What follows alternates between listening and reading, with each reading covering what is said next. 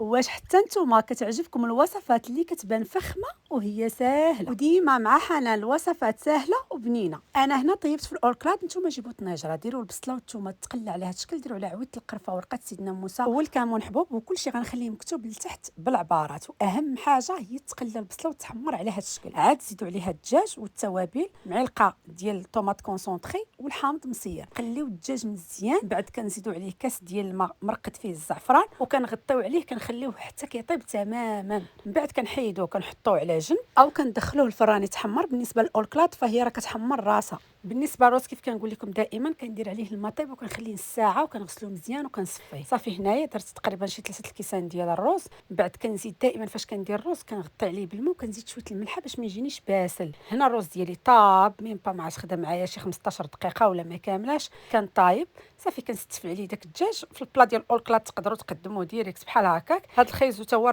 شاركته معكم في الفيديو السابق كيفاش ديروا ليه مع الزبيب، حتى هو ساهل. هذا هو الطبق النهائي، كيجي لذيذ وكيشهي. واللي ذاقوا عندي كيقول لي عطينا الطريقه. غادي ندوق معكم. بسم الله. عطينا الصحه وخلاص.